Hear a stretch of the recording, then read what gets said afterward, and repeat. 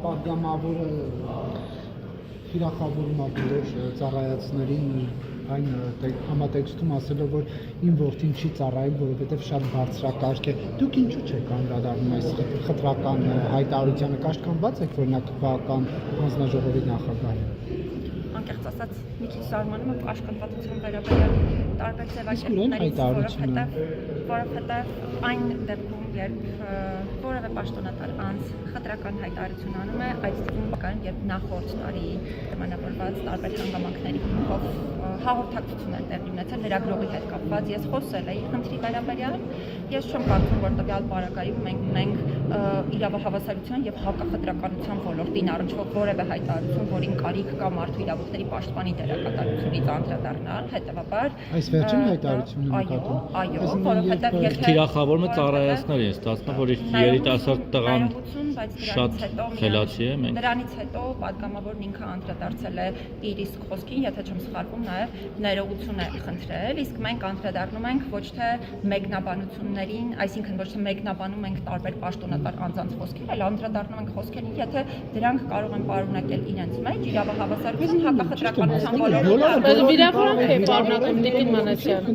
Ասում եք խոսքը սխալ եք հասկացել, այնտեղ ներողություն չէր խնդրել, ասում եք սխալ եք հասկացել։ Նորից եմ կրկնում, ես որպես մարդու իրավունքների պաշտպան եւ իմ հաստատությունը չեք կարող մեկնաբանել պաշտոնատար անձանց խոսքերը։ Եթե տեսնում ենք իրավահավասարության ու հակախտրականության ոլորտին առնչվող խնդիրներ, դրանց արձագանքում ենք, այդ թվում պարոն Քոչարյանի հետ կապված նախորդ տարի մենք ունեցել ենք, եթե չեմ սխալվում, հարցազրույցեր ու եթե չեմ սխալվում, փայլակներ վարում հարցազրույցը, դրա հետ կապված շատ հստակ հաղորդակցություն։ Այս պարագայում բոլորովին այլ իրավիճակ է, եթե համարում եք, որ էթիկային առնչվող խնդիրներ կան, այդ խնդիրները բնականաբար հնարավորություն ունենք այլ ձևաչափով պահանջելու, որպեսզի բարձրացնենք։ Իսկ Նիկոլ Փաշինյանի հայտարարությունները, որ սպառում է լրագրողներին, թե բանը ծանոթները կփոկեն, չգիտեմ,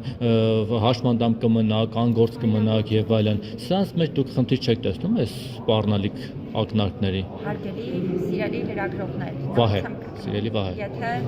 Վահե ջան, ես բոլորին եմ դիմում, ոչ միայն քեզ, այլ բոլոր սիրելի լրագրողներին, ովքեր այս պահին այստեղ են կանգնած ու բոլորին ես ինքս շատ ընդունում եմ եւ շատ լավ եմ վերաբերվում։ Բայց եթե անցնենք հարցի պատասխանին, հարցի պատասխանը հետեւյալն է. եթե տեսնում եք էթիկայի ու վարքագծի կանոնների հետ կապված խնդիրներ պաշտոնատար անձանց խոսքում, մարմինը բոլորովին այլ է, որին պետք է դիմեք եւ դրա հետ կապված ստանաք պատասխան ու արձագանք։ Մասնավորապես, եթե ցանկություն ունեք, նշված պարագայում կարող եք դիմել կոռուպցիայի կանխարգելման հանձնաժողովին։ Ինչ վերաբերում է մեր հաստատությանը, հաստատությունը արձագանքում է այն դեպքերին, երբ ոչ թե մենք էթիկայի կամ վարքագծի կանոնի խախտում ենք տեսնում, որովհետև այդտեղ ընդհանրապես չունենք իրավասություն, այլ այն դեպքերում, երբ որ իրավունքների հետ կապված խնդիրներ են։ Ախր մեր միակ հույսն ու ապավենը դուք եք Տիկին Մանասյան, դրա համար են ձեզ դիմում։ Ես հիմա կարող եմ պարզապես բոլոր պաշտոնատար անձանց կոչ անել շատ ավելի զգայուն լինել իրենց արտահայտություններում, որպեսզի հանկարծ որևէ մեկի մտքով չանցնի որևէ տպավորություն, որը ոչ միայն պաշտոնատար անձանց, այլ նաև այլ դերակատարներին, որովհետև օրինակ նույն իմ հաստատության աշխատակիցների հետ կապված երբեմն կամ նույն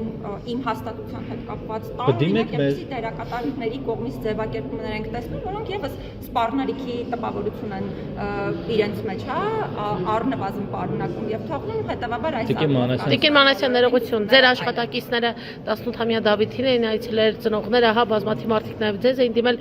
դիմումների հետ կապված ինչ եղավ եւ ձեր աշխատակիցները ինչ էին արձանագրել։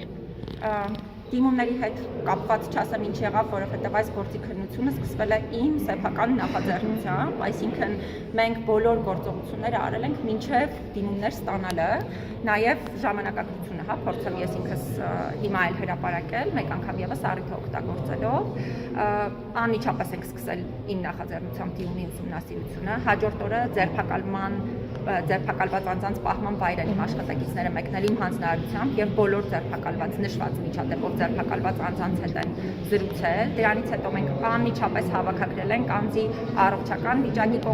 հետ կապված իրենց կողմից ներկայացված տեղեկատվությունը եւ մնացյալ հանգամանքները։ Առաջին օրը անմիջապես հայտարարություն ենք արել, հատուկ շեշտադրելով, որ իրավասու մարմիններից պահանջում ենք, որպեսզի բոլոր գործողությունները լինեն իրավաչափ, անհամաչափ ուժ չգործադրվի եւ այլն։ Հետո երբ անձը կանոնավորվել է, դարձյալ իմ հանձնարարությամբ անմիջապես այցելել ենք իրեն քրեակատարողական հաստատությունում, այնտեղ եւս ոչ միայն առանձնացույց ենք ունեցել, այլ նախ իր հետ կապված բոլոր հնարավոր փաստաթղթերն ենք ուսումնասիրել, անմիջապես քրեակատարողական հիմնարկի վարչակազմի հետ ենք մի շարք քննարկումներ ունեցել թե բժշկական օգնության ու սպասարկման, թե նաև կրթության իրավունքի երաշխավորման հետ կապված։ Ես նույն օրը հայտարարություն եմ արել, այդ թվում անդրադառնալով կալանքի հետ կապված հարցին, որը նշեմ մեր հաստատության տեսանկյունից դասական առումով այնպիսի հարց չէ, որին ես կարող եմ անդրադառնալ։ Բայց ամեն դեպքում Տիկին Մանասյան ուս կներեք։ Նաև գործի հետ կապված մենք մի քանի հարցեր ահազանգեր ունեցել ենք փաստաբաններից, եւ փաստաբանները տարբեր խնդիրներ են ունեցել, այդ թվում քննչական կոմիտե մուտքի եւ այլնի առումով խնդիրները այդ թվում մեր միջամտությամբ լուծվել են եւ այս փուլում այն բոլոր հարցերի հասցեատերը, որոնք այս գործի շրջանակներում արկա են, մեր հաստատությունն ընդհանրապես չէ, քանի որ մենք ամենօրյա ռեժիմով ենք սրա հետ կապված քայլեր ձեռնարկում եւ շատ հրապարակային ենք նաև այդ քայլերի առումով։ Բայց ամեն դեպքում փաստաթղթերը ասացիք ուսումնասիրել եք Դավիթի հետ կապված։ Այդ փաստաթղթերը ուսումնասիրելիս ինչ արդյունք եք հանգնում, կալանք անհամատեղելի է